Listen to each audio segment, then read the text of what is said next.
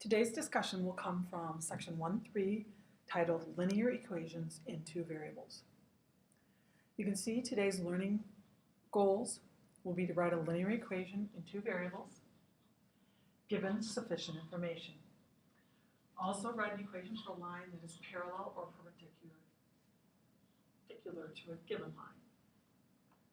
Knowing that, let's start with something that should be familiar. If we ask you to write an equation in slope-intercept form for the line containing the points 6, 9 and 5, -6. First thought would probably be that it asks for an equation in slope-intercept form. So, knowing that, you're probably thinking, okay, my final answer has to be y equals mx plus b. So to start, take the given information of the points 6, 9 and 5, -6 and put them in our slope equation to try to find slope.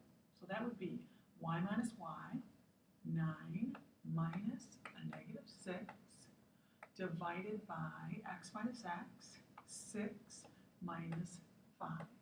Remember, the order you use the x's and y's do not matter as long as you're consistent. So as long as we went 9 and -6 in that direction, 6 and 5 in the same direction, we should have been fine as if we had reversed it. So finishing, 9 minus a -6 is 15. 6 minus 5 is 1. So we can say our slope is 15. So if we went back to our equation, y equals 15x plus b. Now the problem b represents the y-intercept. We do not have that as given information. So what you have done in the past is to take one of your two ordered pairs and substitute in and do the math to find your y-intercept. So if we take, it's your choice, if we selected, I'm going to select 5, -6 as my ordered pair, and we would write y, which is a -6, and x is going to be 5, and we keep everything else the same, so copy. We have turned the equation basically into numbers with the exception of the b value. So finish by doing the math on the left-hand side. There's nothing to do but copy the -6. 15 times 5 is 75 plus b. We know if we want to get b by itself, we would have to subtract that 75 from both sides. And in doing so, b equals a -81. So finding the y-intercept, we can finally write our final equation. Y equals our slope was 15, and our y-intercept was -81. So our equation in slope-intercept form, y equals 15x plus a -81.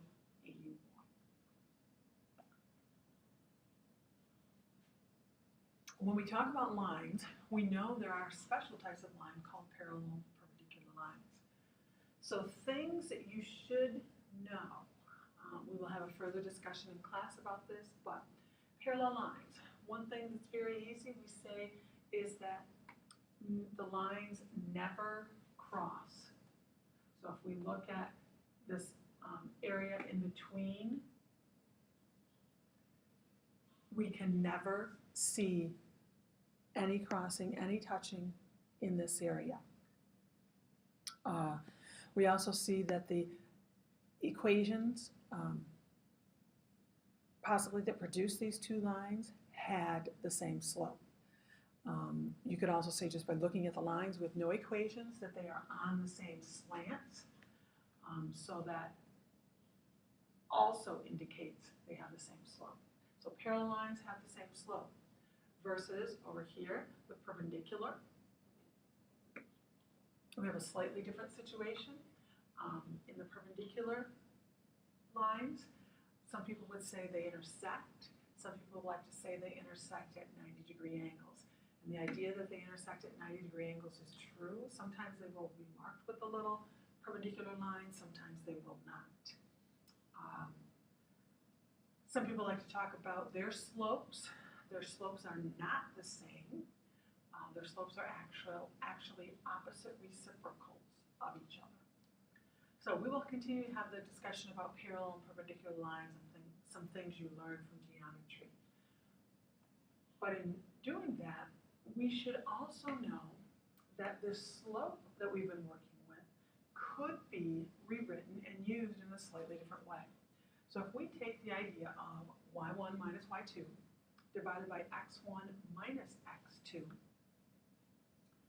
and just set that equal to m, which is our slope value, we could also rewrite this. Noticing we have a fraction, we don't like fractions, so to eliminate that fraction of x1 minus x2, we would multiply both sides by that x1 minus x2. We would get a new equation. That equation, y1 minus y2 equals m times the quantity x1 minus x2, is known as our point slope form. It will be another equation we can use for linear situations. If you look at it carefully,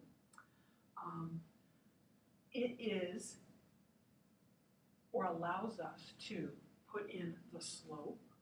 If we look at it, we have our slope value. If we had a slope given, it'd be very easy to substitute the slope into the m slot. And then the x2, y2 slot is also where you can place any point, particularly a point that is not a y or x-intercept would fit in nicely. So point slope, because we need a single point and we need the slope in order to write this equation. That would leave basically the y1 and x1 as the only unknowns in your equation once you substitute it.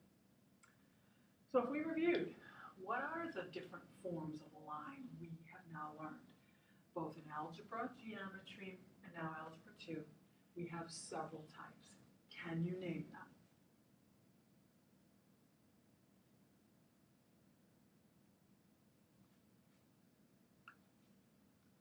Did you use standard form as the ax plus by equals c, one of your choices? That typically is an equation where they give you an equation in standard form versus slope-intercept form. We use that overwhelmingly to graph from in algebra. You need the slope and the y-intercept to use that immediately. And now we've given you point slope form, which allows us to use a slope and a generic point into an equation, which gives us more information and allows us actually to even write that equation into slope-intercept, or point slope could be written in a standard form. All of these are interchangeable and should be able to be rewritten. So if you had standard form, we have practiced taking standard form to slope-intercept. We've taken slope-intercept to standard. Now, can you take slope-intercept to point slope? Can you take slope-intercept to standard? Can you take point slope to standard? Can you take point slope to slope-intercept? Those are all things we want to talk about in class and further. So you should have enough information to work on our homework from this section and come to class ready to discuss those parallel and perpendicular line situations.